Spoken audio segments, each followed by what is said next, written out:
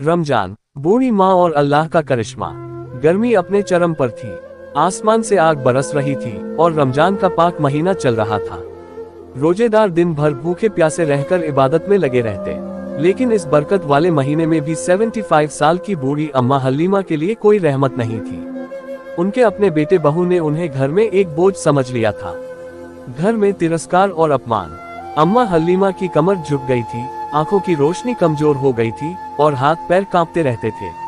मगर इसके बावजूद उनका दिल अपने बेटे और उसके परिवार के लिए प्यार से भरा हुआ था। हर रोज जब इफ्तार का वक्त आता तो घर में तरह तरह के पकवान बनते। खजूर, शरबत, समोसे, पकौड़े, फल और बिरयानी की खुशबू पूरे घर में फैल जाती।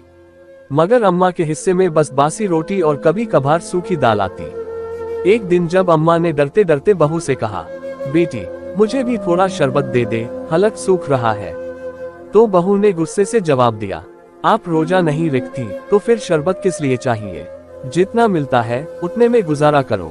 अम्मा की आंखें भर आई। उन्होंने किसी से कुछ नहीं कहा, बस अल्लाह के आगे हाथ उठा लिए।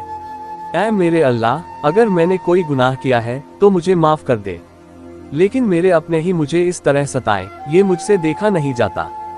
रमजान का आखिरी अशरा चल रहा था। एक दिन अम्मा हलीमा बहुत कमजोर हो गई।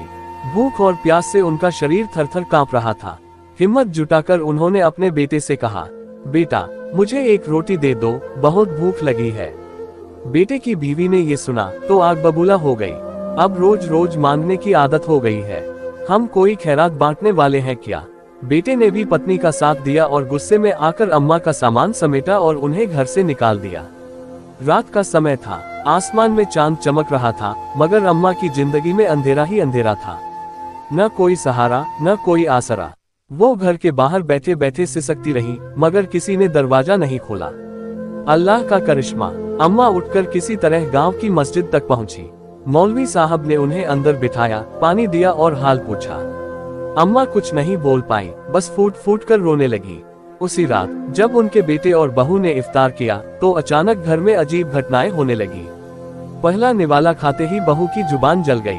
बेटे ने पानी पिया, लेकिन पानी जैसे जहर बन गया और उसे उल्टियां होने लगी। उनके छोटे बच्चे जो खेल रहे थे अचानक बीमार पड़ गए और जोर जोर से रोने लगे। घर का माहौल डरावना हो गया, हर तरफ अजीब बेचैनी फैल गई। तभी एक बुजुर्ग पड़ोसी ने कहा, ये सब तुम्हारी माँ की फरियाद का असर है।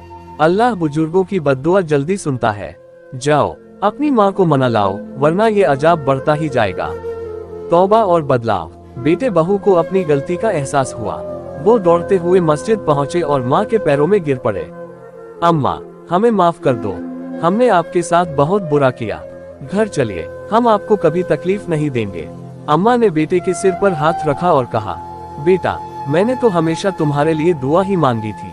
अल्लाह करे तुम्हें कभी कोई तकलीफ ना हो। उस दिन से घर का माहौल बदल गया।